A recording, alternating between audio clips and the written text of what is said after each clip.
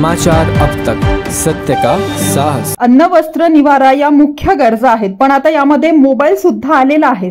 Mobile phone आजच्या काळाची सर्वात मोठी गरज झालेली आहे आणि मागील काही दिवसात यशोधरा नगर पोलीस ठाण्याअंतर्गत मिसिंग झालेले Oppo, Vivo, Realme, Redmi, Tecno या कंपनीचे मोबाईल मिसिंग झाल्याची तक्रार नोंदवण्यात आली होती आणि त्यावर कार्यवाही करून 15 ऑगस्ट स्वातंत्र्य दिनाचे औचित्य साधून 16 ऑगस्ट 2024 रोजी यशोधरा नगर पोलीस ठाणे येथे गहाळ झालेले मोबाईल हस्तगत करून मोबाईल मालकांना परत करण्यात आले।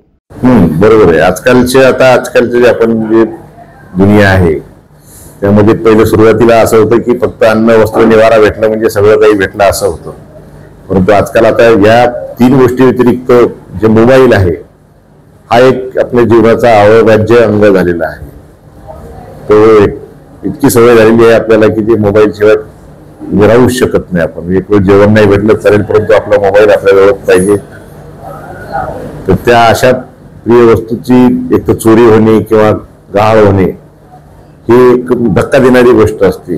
त्यानंतर आता झालेली घटना घडल्यानंतर पोलीस स्टेशनला रिपोर्ट द्यावी लागते, म्हणून ते बिचारे तक्रारदार पोलीस स्टेशनला येतात। पोलीस स्टेशनवाले पण आपलं नेहमीप्रमाणे तक्रार घेऊन त्यांना एक कॉपी देऊन त्यांचं समाधान करतात।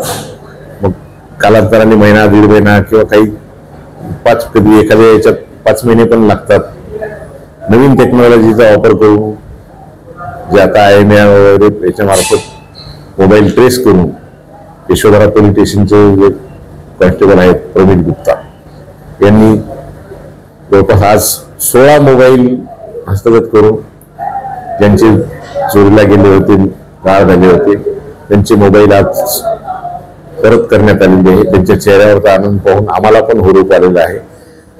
त्यांना पण एकदम त्यांची आवडती वस्तू परत भेटल्यामुळे ते पण खुश आहेत।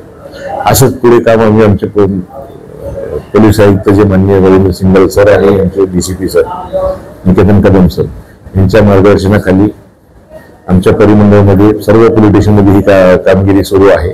प्रत्येक पोलीस स्टेशनमध्ये जवळपास 16 असे जी संख्या असेल त्याप्रमाणे परत करण्यात येत आहेत। यापुढेही असं नागरिकांची जे मालमत्ता आहे परत करण्याची मोहीम चालू ठेवू।